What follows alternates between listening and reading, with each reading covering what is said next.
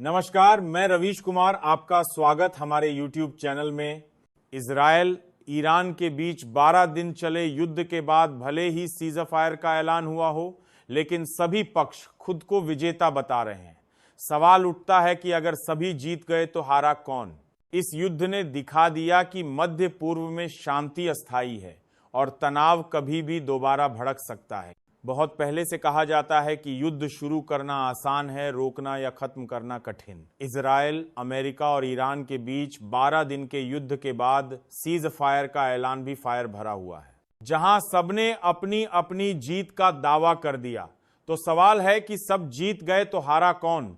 क्योंकि इजराइल कहता है कि उसने ईरान में अपना मकसद हासिल कर लिया है, ईरान का परमाणु कार्यक्रम खत्म कर दिया। सवाल उठता है कि आखिर जनता तक को क्यों नहीं लगता कि खामेनेई नेतन्याहू के बीच जिस सीज फायर की बात ट्रंप कर रहे हैं उस पर भरोसा नहीं किया जा सकता? क्या इसकी वजह नेतन्याहू हैं जिन पर ईरान भरोसा नहीं करता? असल में इजराइल कहने को कह सकता है कि इसने ईरान के परमाणु कार्यक्रम को अमेरिका की मदद से खत्म कर दिया, लेकिन सच ये भी है कि ईरान के बैलिस्टिक मिसाइल के पूरे जखीरे और खामेनेई की सत्ता को इजराइल खत्म नहीं कर पाया है। तो फिर कैसे माना जाए कि अब सीज फायर हो गया है? लेकिन क्या इजराइल मानेगा?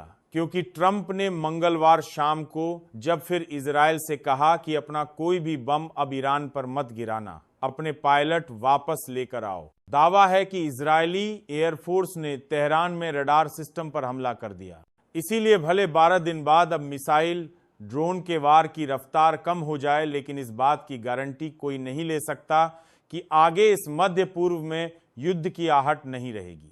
तो इस वक्त पश्चिम एशिया की हालत देखी जाए, वो क्या कुछ इस तरह दिखती है जो इजराइल अब तक खुलकर लगातार लेबनान, यमन, गाजा में रॉकेट, ड्रोन, मिसाइल से लड़ता रहे, उसे अब ईरान के साथ भी इसी तरह लड़ना होगा।